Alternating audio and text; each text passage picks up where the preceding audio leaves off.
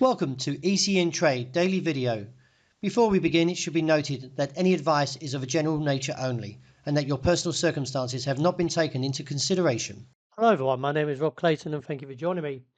Currently the Australian dollar's into its fourth consecutive day after Thursday's challenge to the upside closed in New York near the key level of 65.45 and still pressures this level as investors weighed economic data and Federal Reserve officials' comments on potential rate cuts.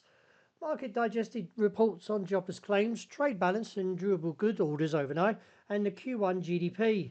Following that, Chairman Jerome Powell's congressional testimony emphasizing the need for more tariff impact data before rate adjustments. Some Fed members support cuts as soon as next month, while others prefer to wait. Looking ahead, we've got the Federal Reserve's preferred inflation measure, which is the core PCE index. Month over month, core and headline PCE are expected to remain steady around 0.1%, matching April's pace. Year over year, core PCE is forecasted to rise to 2.6 from 2.5 and headline PCE to 2.3% from 2.1. And overall, the technicals are still remaining bullish for the Australian dollar. And if we do see a clear break and a New York close above 65.45, could give further scope towards 66 cents or on to 66.5 to 65. Any pullback should find support around 64.80 and slightly firmer at 64.40. Turning to the euro, the market hits a 4-year high, extending its rally into the 7th consecutive day. Meanwhile, President Trump criticized Fed Chairman Powell at the NATO summit, calling him terrible, accusing him of polarizing the Fed and demanding immediate rate cuts. A story that we are all familiar with. Trump also mentioned considering placing, fueling more concerns over political interference and increasing bearish pressure on the US dollar.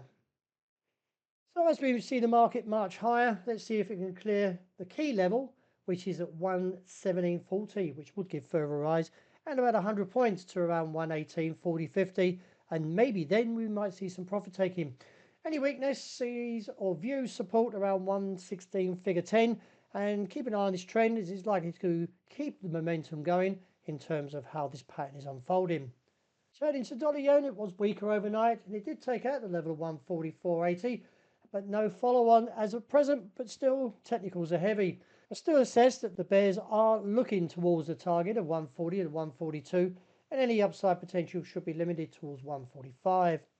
Sterling also somewhat strong as we now post into 4-year highs and closer to its objective now around 137.5 to 138. Technicals a little bit overbought.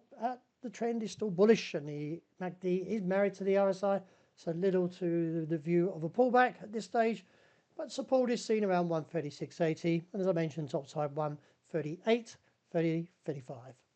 We could play into gold since the ceasefire with Iran and Israel. But overall, the market is focusing on this trend line, which is seen around 3,277 to 84. But immediate support is seen around 3,300. We're getting quite close to where I feel the market may stage yet another rebound. And if so, look on towards the region of 3,350 and reassess. Finishing up with oil, still unchanged. And presently comfortably sitting around the support line around $63 a barrel. Overall, though, I feel there could be still a continuous sideways pattern due to the uncertainty. So therefore, as I mentioned, and still sitting in a neutral bias until we get better technicals to support a direction or trend. Well, that's a wrap. Thank you for joining me. And as always, look out for the intraday report. I hope you enjoy the great start to the new weekend.